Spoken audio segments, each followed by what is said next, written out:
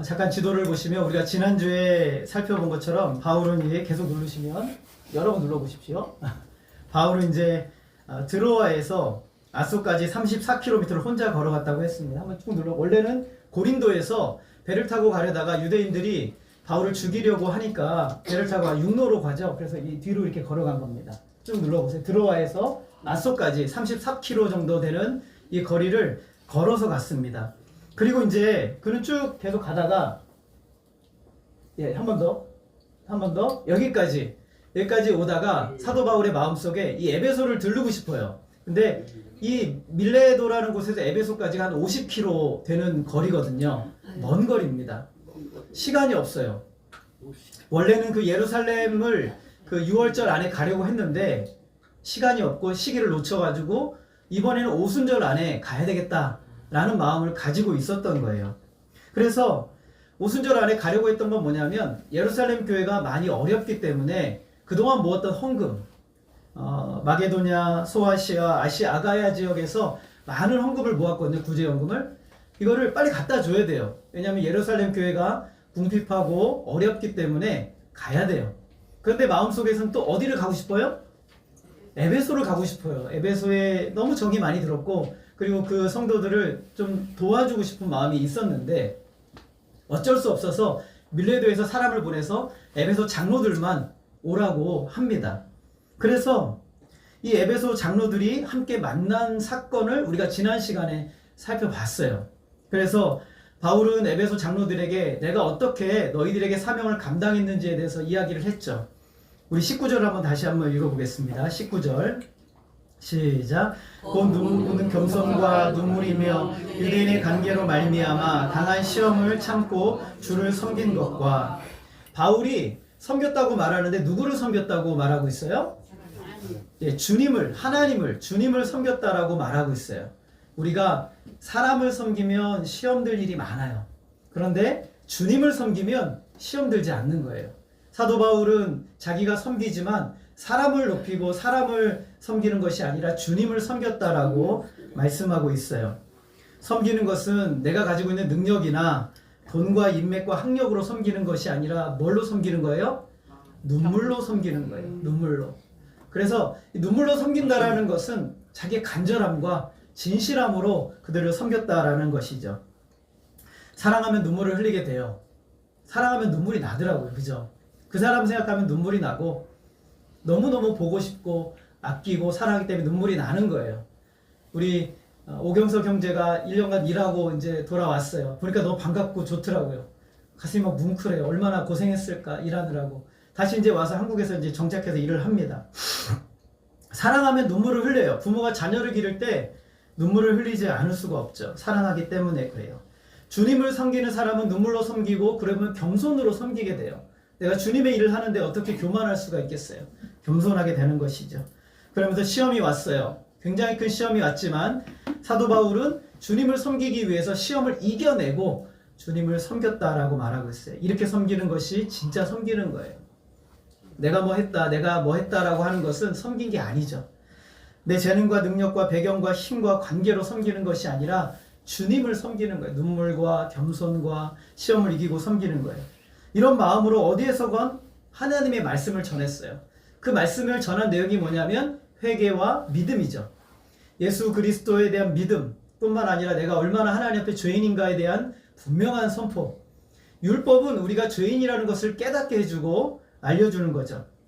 그래서 내가 그 길로 행했다라고 사도 바울이 말하는 것은 내가 어떤 사람이 되었다라고 말하는 거예요. 이제는 회개하고 예수를 믿은 사람다운 모습으로 변화되었다라는 것을 이야기하는 것이죠. 그래서 그 일을 행한 인격과 행동이 바로 나를 보여준다. 그러니까 여러분의 삶과 여러분의 행동이 누구를 보여준다고요? 여러분 자신을 보여준다는 거예요.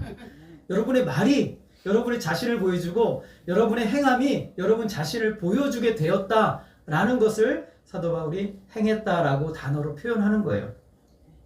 복음을 위해서 공중에서나 대중 앞에서 어디를 가든지 이 복음을 전하기에 힘썼어요. 회개와 믿음이죠.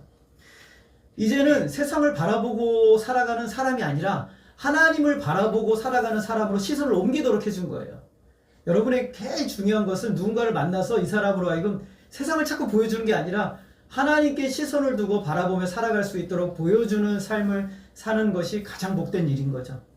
그래서 이제 죄가 예수로 말미암아 우리는 죄에서 자유롭게 되었고 죄에 우리는 영향 가운데 있지 않아요. 그래서 죄책감에 빠지지 않게 하나님이 은혜를 베풀어 주셨죠. 바울은 장로들에게 자신이 성령에 매여 예루살렘으로 가는데 다시는 그들을 못 볼 것 같다고 그랬어요. 거의 그런 상황이에요. 그럼에도 자신의 행한 일에 대해서는 전혀 아쉬움이 없다라고 말해요. 우리 26절 한번 같이 읽어볼까요? 시작. 그러므로 오늘 여러분에게 증언하거니와 모든 사람의 피에 대하여 내가 깨끗하니.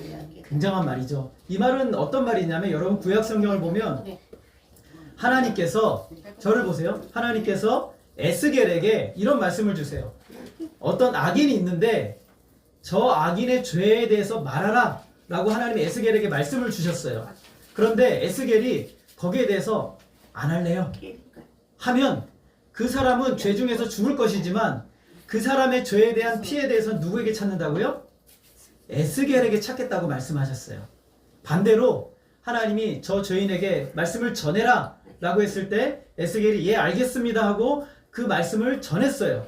그러면 그 사람이 악한 마음으로 죄에서 돌이키지 않으면 그 사람은 자기 죄에 대해서 죽지만 그러나 에스겔은 그 피에 대해서 어떻다는 거예요? 깨끗하다라는 말씀을 전해주셨어요. 근데 이 말씀을 사도 바울이 그대로 가지고 와요. 무슨 말이냐면 나는 하나님이 나에게 전하라고 하신 말씀을 다 전했다는 거예요. 하나님이 여러분에게 우리가 죄인이고 우리가 예수 그리스도를 믿어야만 생명을 얻을 수 있다라는 말을 전하라고 했는데 다 전했다는 거예요.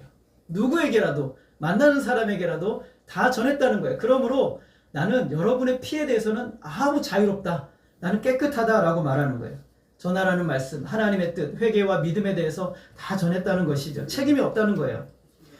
후회 없이 다 했다는 거예요. 정말 너무나 담대한 선언이죠. 나는 무슨 일이 있든지 내가 만나는 사람 개인적으로 만나든지 이렇게 공동체로 만나든지 어떤 상황에서건 이 하나님을 향한 회개와 믿음에 대해서 내가 다 전했다라고 말합니다.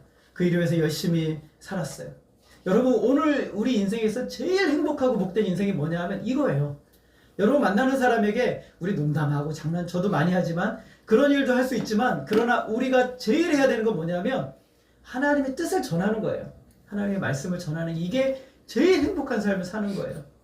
여러분 그 일을 위해서 열심히 일하시고 그 일을 위해서 열심히 돈도 벌고 그 일을 위해서 열심히 사람들 만나고 사람들과 가까워지고 선물도 하고 복음을 위해서 생명을 위해서 그렇게 살아가는 인생 보면 미친 것 같아요. 미친 것 같지만 미친 게 아니에요. 그렇게 사는 인생이 가장 성공한 인생이라고 성경이 말하고 있어요. 많은 사람들을 옳은 대로 돌아오게 한 자는 하늘에 뭐와 같이? 별과 같이 빛나게 할 것이라고 주님이 말씀하셨죠. 그렇게 사는 사람들 우울증에 시달리지 않아요. 공황장애가 없어요. 왜냐하면 늘 복음을 붙들고 사는 사람이 어떻게 그렇겠어요. 이런 삶이 가장 행복하고 복된 삶이에요. 이제 장로들에게 권면하는데 세 가지 단어로 우리가 요약할 수 있어요. 여러분 잘 기억하세요. 첫 번째는 삼가라. 따라합시다. 삼가라. 두 번째는 보살피라. 세 번째는 일깨어라. 이 세 가지 단어로 이 설교가 아주 사도 바울의 메시지가 전해지고 있어요. 우리 28절을 같이 한번 읽어보겠습니다. 시작. 여러분은 자기를 위하여 또는 온 양떼를 위하여 삼가라. 성령이 그들 가운데 여러분을 감독자로 삼고 하나님이 자기 피로 사신 교회를 보살피게 하셨느니라. 자기 자신을 삼가는 것, 이 삼가라는 것은 주의하다, 전념하다, 깊이 관찰하라 이런 뜻이에요. 누구를 관찰해요? 누구를 관찰합니까? 따라합시다. 나 자신을 잘 살펴보라. 너 자신을 잘 살펴보라. 관찰해보라. 이렇게 말하는 거예요. 내가 어떤 상태에 있는지, 믿음 안에 잘 걸어가고 있는지, 내가 어떤 모습으로 있는지를 잘 살펴보라는 거예요. 사람들은요, 누구에게 제일 잘 속냐면 옆 사람에게 잘 속는 게 아니라 나한테 제일 잘 속아요. 누구한테 잘 속는다고요? 나한테 제일 잘 속아요. 나는 괜찮아. 나 아무 문제 없어. 난 잘하고 있어. 여러분 잘하고 계십니까? 여러분 아무 문제 없습니까? 아니죠? 근데 우리는 어쩔 때는 다른 사람 보면서 난 저 사람보다 나은 것 같아. 이렇게 생각할 때가 되게 많이 있어요. 아니요. 그렇지 않죠. 우리는 자기 자신에게 속아요. 우리 중에 의롭다고 말할 수 있는 사람이 누가 있겠어요? 나는 괜찮은 줄, 정의로운 줄 착각하고 살아가는 것이죠. 근데 나 자신을 들여다보는 건 고통스러운 일이에요. 괴로운 일이죠. 내가 어떤 사람인지 아는 것이 중요해요. 내가 내 욕심을 따라 내가 구하는 내 모습을 찾아내는 것은 참 중요한 일이죠. 얼마나 많은 경우에 이게 자기의 욕심, 자기의 탐심을 가지고 하나님의 뜻이라고 말을 해요. 사실은 알고 보면 내 욕심이거든요. 근데 내 욕심인데 아니래요. 내 자신을 잘 들여다보며 내 마음 깊은 곳을 보며 내 욕심으로 하나님께 구하는 모습들이 내 안에 있는 거예요. 그 살펴보는 거예요. 탐심을 하나님의 뜻이라고 포장해버리죠. 성경에 그런 말씀이 어디 있어요? 내 욕심을 하나님의 뜻이라고 말하는 부분이 성경에 어디 있어요? 하나님의 뜻은 하나님이 우리에게 주셔서 이루시는 하나님의 역사예요. 내 마음에서 나오는 게 아니란 말이죠. 하나님으로부터 주어지는 거예요. 하나님이 주신 말씀이라고 몰아가지만 결국 자기 자신을 깊이 탐구해보면 내 욕심인 경우가 너무 많아요. 내가 또 우울하고 그리고 무너져 있고 슬퍼요. 왜 그런지 몰라요. 다 다른 사람들 때문이라고 생각하는 거예요. 저 사람만 아니면 내가 우울하지 않을 텐데, 이 환경만 아니면 내가 절망하지 않을 텐데. 아니거든요. 여러분 잘 탐구해 보세요. 내게 내 문제였던 거예요. 내가 믿지 못하고 내가 하나님 신뢰하지 못하고 하나님 의지하지 못하는 거예요. 주님의 말씀에 붙들려 있지 못한 내 모습이 문제지 교회가 문제가 아니고 가정이 문제가 아니고 여러분 주변의 사람들이 문제가 아니라는 것을 분명히 알아야 되는 거예요. 그래서 사도 바울은 너희들 자신을 깊이 살펴라. 그래야 된다라고 말하는 거예요. 잘못하면 나도 모르게 저 사람 때문에 그래요. 저 교회 때문에 그래요. 저 목사 때문에 그래요. 우리 전사님 너무 훌륭하니까 그럴 일 없고. 이런 거예요. 다 이렇게 말한단 말이죠. 아니요. 나로부터 시작되는 거예요. 내 속에 있는 들보를 보지 못하고 다른 사람들의 티를 빼려고 하는 것이 우리 교만이거든요. 다른 사람의 문제를 보세요. 그러면 내 안에 더 큰 거 있거든요. 사실은 그래요. 그래서 사도 바울은 나를 깊이 살펴라. 여러분은 자기를 삼가라 라고 말하고 있어요. 자기를 삼가라. 끊임없이 너를 살펴보라. 말씀을 전하려고 하면 늘 저는 저 자신에게 부딪혀요. 이 말씀 앞에 내가 설 수 있는가? 끊임없이 나를 돌아보는 거예요. 그래야만 우리는 진정으로 주님을 섬길 수 있어요.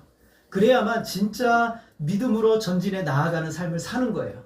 그거 없이는 우리는 겉만 눈두는 거예요. 계속 가면을 쓰고 포장을 하고 위장을 해가지고 이것이 진짜 내 모습인 것처럼 착각하고 사는 것이죠. 믿음은 벗겨져야 돼요. 벗겨져서 하나님 앞에 깨끗하게 서야 되는 거예요. 두 번째는 양떼를 보살피라고 말하고 있어요. 보살피다라는 단어는 양을 치다, 돌보다, 지키다라는 뜻이죠. 양들을 찬찬히 들여다보고 혹시 문제는 없나? 성장해야 되는데 성장하지 못하고 있나? 문제 가운데 있지는 않는가? 어디 아픈 곳은 없나? 영적으로 무너져 있지는 않은가? 라고 돌아보라는 것이에요. 세심하게 살펴보는 거예요. 잠언 27장 23절 우리 한번 읽어볼까요? 시작. 내 양떼의 형편을 부지런히 살피며 내 소떼에게 마음을 두라. 여러분 이런 말씀은 목회자에게만 주시는 말씀이 아니에요. 지금 사도 바울이 에베소 장로들에게 말하지만 장로들은요 이 당시로 말하면 우리처럼 이렇게 안수에서 세운 장로들이 아니라 나이 좀 있으시고 교회에서 그런 어른인분들을 장로라고 말했어요. 자 그런데 여러분에게도 여러분 주변에 여러분이 돌봐야 될 사람들이 있어요. 여러분 있으시죠? 네, 다 있어요. 없는 사람이 아무도 없어요. 반드시 있어요. 여러분의 자녀이든지 여러분의 배우자이든지 또 여러분의 직장 동료이든지 교회 안의 성도이든지 반드시 하나님은 여러분 옆에 그 사람을 붙여두셨어요. 왜냐하면 여러분들을 보고 돌보라고 보살피라고 하나님이 두신 거예요. 부활하신 예수님께서 베드로를 찾아와서 물어봅니다. 네가 나를 사랑하느냐? Do you love me? 이렇게 물어보셨어요. 너 나 사랑하느냐? 라고 물어보셨어요. 몇 번 물어보셨어요? 3번 물어보셨어요. 그때마다 예수님의 답이 그거예요. 내 양을 먹이라. 내 양을 치라. 그리고 내 양을 먹이라. 이렇게 말씀하셨어요. 누구의 양을 먹이라고요? 내가 누굽니까? 예수님이죠. 주님의 양을 먹이라고. 아니 능력도 없고 실력도 없는 우리에게 주님의 양을 먹이라. 주님의 양을 치라. 이렇게 명령하셨어요. 그러면 그를 주신 분이 그렇게 명령하신 분이 누구세요? 주님이죠. 그러면 우리가 해야 돼요? 말아야 돼요? 해야 되는 거예요. 하라는 거예요. 이 주님의 양은 어떤 사람이냐면 하나님이 자기 피로 사신 교회예요. 주님의 피를 흘려 사신 교회가 바로 주님의 양이에요. 예수님의 피 흘림으로 사신 존재가 되었죠.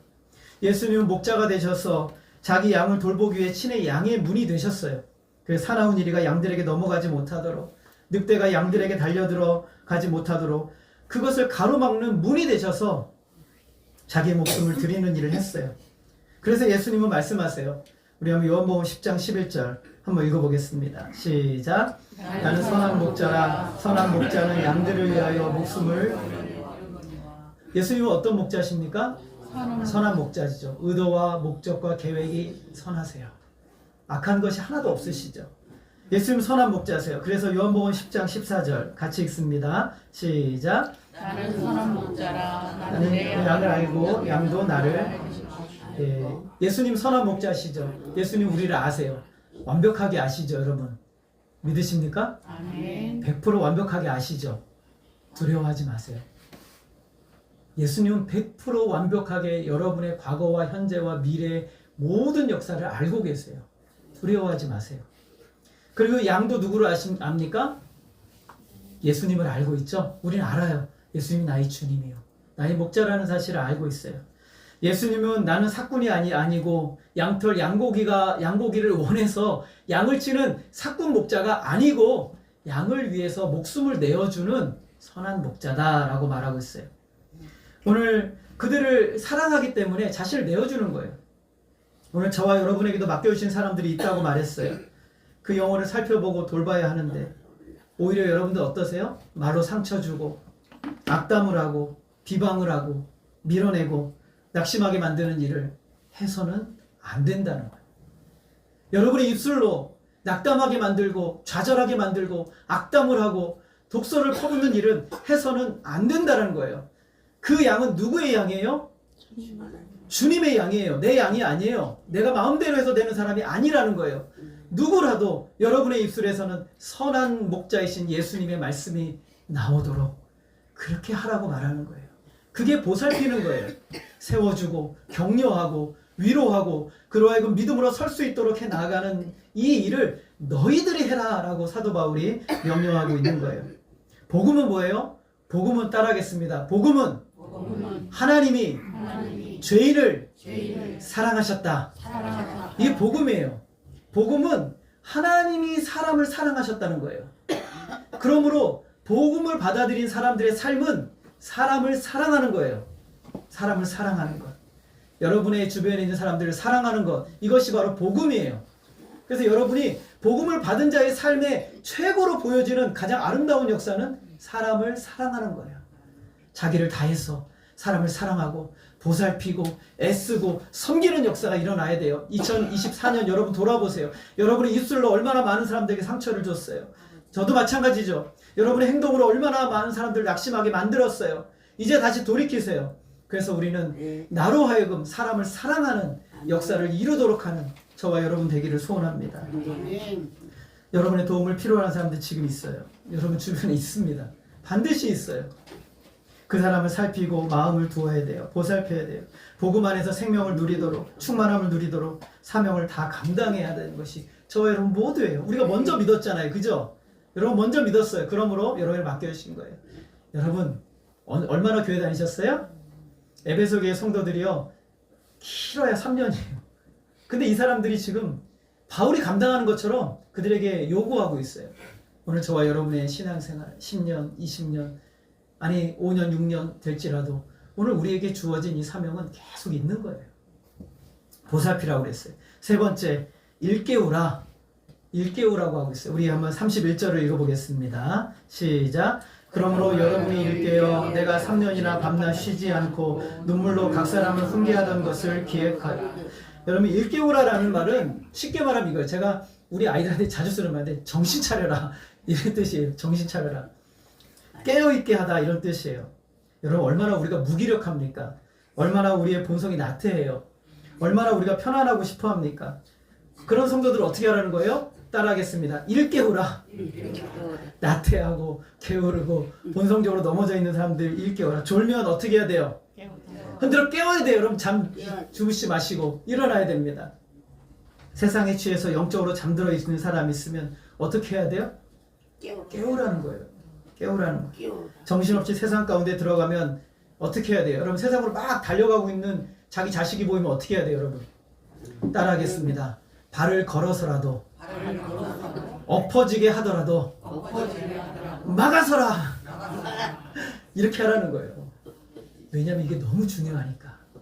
너무 중요하니까. 일깨우라는 거예요. 바울이 에베소 성도들을 어떻게 일깨웠어요? 3년 반 동안 밤낮 쉬지 않고 눈물로 각 사람을 훈계하며 일깨웠어요. 넘어질 것 같으면 말씀으로 다시 일으켜 세우고, 흔들릴 것 같으면 말씀으로 세워주고, 딴 생각에 빠져 있으면 말씀으로 정신 차리게 하고, 그렇게 한 것처럼 그렇게 하라는 거예요. 다른 말 하지 말고, 세상적인 말 하지 말고, 말씀으로, 잠자고 있으면 말씀으로 깨워주고, 그들이 졸고 있으면 말씀으로 흔들고, 세상에 깊이 파묻혀 있으면 방망이, 하나님의 말씀에 방망이를 들고 때리더라도 그를 일깨우라는 것을 말씀하고 있는 거예요. 그게 우리가 해야 되는 일이죠. 어떻게, 그러면서 어떻게 하라는 거예요? 따라하겠습니다. 하나님을 느끼게 해주라. 하나님을 느끼게 해줘야 돼요. 그렇게 하면서 여러분 화가 나서 하지 말고, 여러분 분노로 하지 말고 하나님을 느끼게 해주는 거예요. 제가 지난주에 말씀드렸던 이 보네포라는 목사님이 그 책에서 이런 말씀을 했어요. 자, 따라하겠습니다. 무슨 일을 하든지 하나님이 느껴지도록 하라. 여러분 무슨 일을 하든지 하나님이 느껴지도록 하는 거예요. 여러분 감정에 취해가지고 저 사람들 화가 나가지고 하나님 말씀 들이대는데 그걸 갖다가 화가 나서 짓누르기 위해서 하지 말고 누가 느껴지도록 하라는 거예요? 하나님이 느껴지도록 하는 거예요.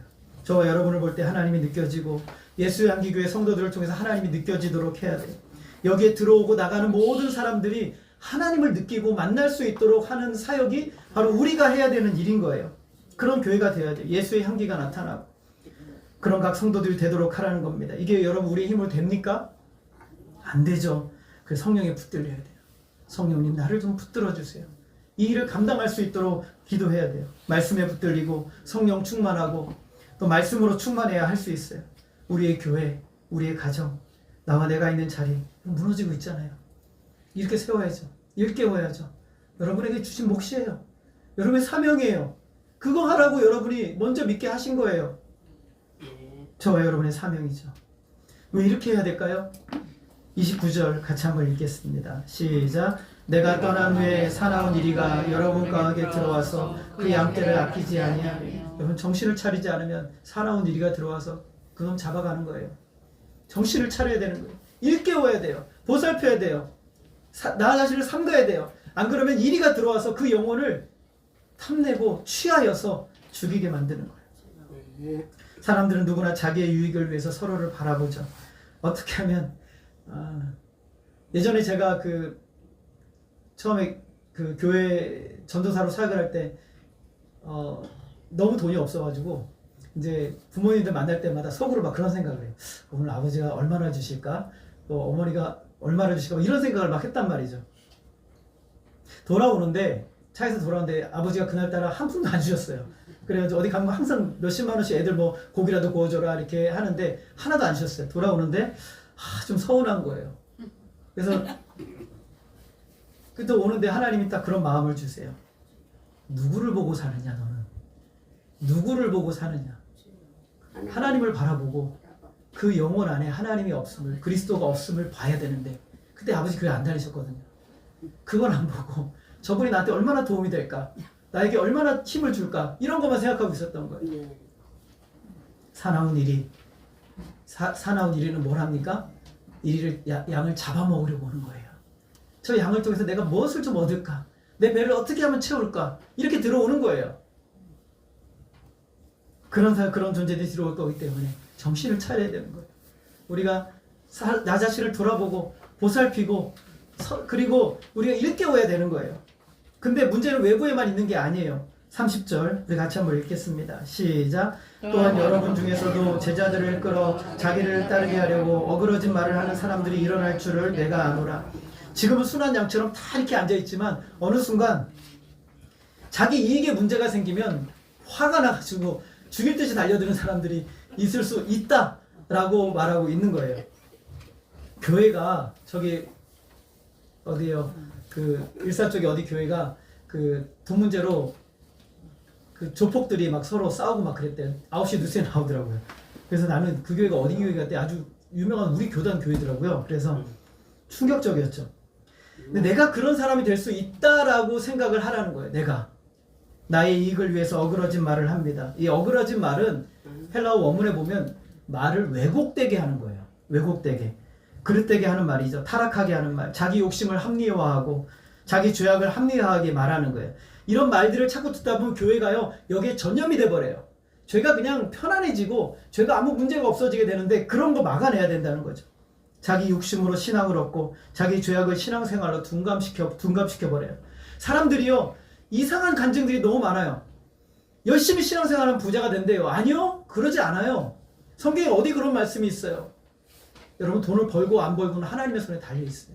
하나님이 주권 안에 있어요. 여러분이 열심히 한다고 해도 안 벌릴 수 있는 거고 여러분이 열심히 안 해도 하나님이 필요하면 주시기도 하는 거예요. 하나님의 손 안에 있는 거지. 그런 원리와 원칙은 성경에 없어요. 그것이 바로 어그러진 말이에요. 그것이 어그러진 말이에요. 그러므로 우리는 늘 자신의 의도와 생각을 살펴보고 또 주의해야 돼요. 주의 있게 정직하게 살펴봐야 돼요. 서로에게 그런 의도를 살펴봐야 되는 것이죠. 연약한 성도, 내 앞에 두신 성도를 마음으로 돌보고 보살펴야 돼요. 잠자는 영혼들, 세상에 취한 영혼들 정신 차리고 말씀으로 깨워내야 되는 것. 이것이 바로 저와 여러분이 해야 될 가장 중요한 사역이에요. 32절 우리 같이 읽겠습니다. 시작. 내가 여러분을 주와 아비 그 은혜의 말씀에 부탁하노니 그 말씀이 여러분을 능히 든든히 세우사 거룩하게 하심을 입은 모든 자 가운데서 기업이 있게 하시리라. 바울이 이들을 누구에게 부탁합니까? 은혜의 말씀에게 부탁하는 거예요. 은혜의 말씀. 하나님의 말씀. 말씀이 우리에게 능력이에요. 원천이에요. 성도들의 영혼을 부탁하는 것이죠. 말씀이 사람을 든든히 세우는 능력이에요. 믿으십니까? 말씀이 저와 여러분의 기업, 유산이 있게 하는 거예요. 말씀이 저와 여러분을 살펴보는 현미경이에요. 말씀은 성도들을 돌보고 보살피는 무기이죠. 말씀이 잠자는 영혼, 세속에 빠진 영혼들을 흔들어 깨우는 방망이에요. 하나님의 말씀이 그 일을 해요. 이 말씀, 바울은 이 말씀이 순전하게 성도들 안에 역사하고 세워지도록 하기 위해서 그는 에베소 성도들에게 뭐 하나 요구하지 않았어요. 금이나 은이나 이런 거 요구하지 않았어요. 왜냐하면 그 말씀이 이 중간에 장애가 되지 않도록 장애 요소들 다 제거해버린 거예요. 자기는 열심히 일하면서 성도들에게 내가 오늘 설교했으니까 10만 원 내. 여러분, 내가 오늘 설교했으니까 10만 원씩 주세요. 네. 나가실 때 저 주세요. 이렇게 하지 않고 탐하지 않았다는 거예요. 탐하지 않고 순전하게 말씀만이 여러분 속에 들어갈 수 있도록 하기 위해서 말씀만 전했다는 거예요. 그래서 이것은 물질만을 얘기하는 게 아니에요. 여러분의 행동이 복음이 가려지도록 해서는 안 된다는 거예요. 여러분의 입술의 말이, 여러분의 행동이, 여러분의 추구하는 인생의 목적이 복음이 가려지도록, 하나님의 말씀이 가려지도록 해서는 안 된다는 거예요. 복음이 이상한 것이 되지 않도록 하는 것. 그 말씀이 성도들을 온전하게 세워가는 거예요. 36절 우리 한번 읽어볼까요? 시작. 말을 하는 무릎을 꿇고 35절입니다. 죄송합니다. 35절 있습니까? 예, 같이 읽겠습니다. 35절이 없네요. 제가 읽겠습니다. 범사에 여러분에게 모본을 보여준 바와 같이 수고하여 약한 사람들을 돕고 또 주 예수께서 친히 말씀하신 바 주는 것이 받는 것보다 복이 있다 하심을 기억하여야 할지니라. 아멘. 우리 한번 따라해 볼까요? 주는 것이 받는 것보다 복이 있다. 여러분 믿으십니까? 아멘. 여러분 받는 거 좋아하잖아요. 저도 받는 거 좋아하거든요. 근데 어떤 게 복이 있다고요? 주는 것이. 이게 누구의 말씀이라고 해요? 예, 따라합시다. 예수님의 말씀이다. 예수님이 그렇게 말씀하셨대요. 예수님이 그렇게 말씀하셨대요. 주는 것이 받는 것보다 복이 있다. 주는 것이. 이것이 그리스도인의 삶의 대원칙이에요. 우리는 더 많은 것을 사람들에게 기대하지 않아요. 우리는 사람들을 볼 때 저 사람에게 무엇을 얻을까? 어떤 유익을 얻을까? 나에게 무슨 득이 될까? 나에게 무슨 소용이 될까? 이렇게 생각하지 않는다는 거죠. 저를 보세요. 우리는 사람을 볼 때 이렇게 보는 거예요. 저 사람이 다 가진 것 같지만 저 사람에게 부족한 것이 무엇인가? 저 사람이 다 괜찮은 것 같지만 저 사람이 힘들어하는 것은 무엇인가? 저 사람이 다 모든 것을 품고 있지만 그러나 저 사람 어떤 어려움과 고충과 눈물이 있는가? 이걸 보는 게 우리가 해야 될 일이라는 거예요. 여러분 누군가를 우리 교회 안에서도 어떤 분을 보면 저 사람은 참 행복하고 다 잘 가지고 있고 다 괜찮은 것 같은데 아니요. 그 사람 뒷모습을 여러분 못 봤잖아요. 그 사람의 뒷눈물과 아픔을 보지 못했잖아요. 그런데 성도는 뭐 하라고요? 그걸 보라는 거예요. 그걸 보기 위해서는 주는 것이 받는 것보다 복이 있다는 말씀을 늘 마음에 품고 살아야 되는 거예요. 어떻게 하면 내가 저 사람에게 줄 수 있는가? 오늘 그 사람에게 그러면 줄 것이 한두 가지가 아닌 거예요. 우리에게는 주님께서 차고 넘치도록 주셨어요. 그쵸? 여러분 차고 넘치도록 주셨어요. 흔들어 후히 주신 것을 나누는 것. 저 사람에게 어떤 도움과 소용이 될까 생각하십시오. 나의 유익을 구하지 않는 거예요. 사랑은 나의 유익을 구하지 않아요. 그래서 이것을 역으로 말하면 사랑은 다른 사람의 유익을 위해 사는 것이 사랑이에요. 이것이 사랑인 것이죠. 하나님은 우리의 유익을 위해서 자신의 가장 소중한 독생자를 내어주셨어요. 우리는 이 사랑을 먼저 맛보고 경험하고 누리고 있어요. 십자가는 이 세상의 모든 역사 중 가장 영광스럽고 가장 아름답고 가장 위대한 현장이죠. 여러분 이 말씀을 기억하세요. 십자가 위에서 하나님 우리의 유익을 위해서 다 내어주셨어요. 영혼을 위해 자신을 삼가고 영혼을 보살피고 영혼을 일깨움으로 그에게 나를 내어주는 삶을 살아가라 라고 지도자들에게 당부를 하고 있습니다. 오늘 예수향기교회 부르심 받은 여러분들 2024년을 살아오면서 얼마나 여러분 자신을 누군가에게 내어주셨습니까? 오늘 이제는 2025년을 바라보면서 오늘 주님이 말씀하신 대로 주는 것이 받는 것보다 복이 있다라고 말씀하신 것처럼 여러분 자신을 누군가를 위해서 내어주고 섬기고 애쓰고 사랑하고 보살피고 일깨워서 하나님이 기뻐하시는 아름다운 교회, 주님이 영광 받으시는 교회로 세워가기를 주님의 이름으로 소원합니다. 아멘. 이제 에베소 성도들과 바울이 밀레도 이 바닷가 항구에 있어요. 기도합니다. 밀레도는요 이런 곳이에요. 저를 한번 보세요. 위로는 지중해가 있고요. 그리고 위로는 위쪽은 에게해요. 에게해고 아래쪽은 지중해예요. 그러면 여러분 보세요. 바닷바람이 쉥 쳐오잖아요. 지금같이 날씨가 추운 날이면 바닷가에 앉아있으면 너무너무 힘든데 그 바닷바람이 부는 그 해변가에 몇몇이 무릎 꿇고 이렇게 앉았어요. 무릎 꿇고 있어요. 서로가 서로를 위해서 이제 기도합니다. 저는 이 모습이 참 아름다워요. 사도 바울은 그랬어요. 내가 너희들 다시 보지 못할 것 같다. 그렇게 얘기했죠. 그러니까 바울이 요청했겠죠. 너 나를 위해서 너희들 나에게 안수 기도를 좀 해달라. 했겠죠. 바울도 그들을 위해서 기도했을 거예요. 다시 볼 수 없는데 사도 바울에게는 분명한 확신이 하나가 있어요. 에베소 성도들에게도 분명한 확신이 하나가 있어요. 지금 다시 보지 못하지만 다시 볼 거예요. 언제요? 우리 주님이 오시는 날. 완벽하게 다시 볼 거예요. 여러분 우리도 마찬가지예요. 우리 영원히 여기 같이 갈 것 같죠? 아니요. 언젠간 헤어질 수 있고 언젠간 떨어질 수 있는 거예요. 저도 마찬가지고 여러분도 마찬가지예요. 그런데 이 순간이 참 귀한 이유가 무엇이냐면 이들은 헤어지지만 다시 만난다는 확신을 가지고 헤어지는 거예요. 그 분명한 확신을 가지고 있는 자리에서 주님을 위해서 다시 만날 그날을 바라보면서 사명을 감당하자. 이렇게 얘기하는 거예요. 오늘 우리의 삶이 참 힘들어요. 고난도 있고 참 답답하고 고통스럽고 어려운 상황이란 말이죠. 그래서 저는 오늘 이 밀레도라는 이 항구에서 있었던 바울의 마지막 고별 설교가 우리에게 주시는 말씀 같아요. 힘들고 어려울수록 너 자신을 잘 살펴보고 그 힘들고 어려울수록 어려운 영혼들 잘 보살피고 잠자는 영혼들 일깨워서 하나님의 나라 주는 것이 받는 것보다 복이 있다고 하신 이 말씀의 대전제가 너희들의 삶에 이루어지도록 해라. 그것이 예수 안에 사는 삶이다. 생명을 누리는 삶이다. 가장 복된 인생이다. 영혼을 바라보는 삶이다. 라는 것을 증거하라 라고 말씀하고 있는 거예요. 오늘 우리가 고통스러울 때 믿음으로 이기고 세상에 비굴하지 않고 우리가 주님 앞에 무릎 꿇지만 세상에 무릎 꿇지 않는 하나님의 영광스러운 복된 자녀로서 오늘도 때로는 에베소에서 때로는 예루살렘에서 때로는 그 로마에서 그리고 오늘 서울에서 여러분 있는 자리에서 하나님의 자녀로서 오늘 드려짐으로 서로가 서로에게 힘과 위로와 능력과 권면과 힘이 되어서 하나님의 나라를 이루어가는 저와 여러분 모두가 되어지기를 주님의 이름으로 소원합니다. 기도하겠습니다. 하나님 아버지, 밀레도 바닷가에서 하나님 에베소 장로들과 바울이 만나 나눴던 이 말씀을 기억하게 하여 주옵소서.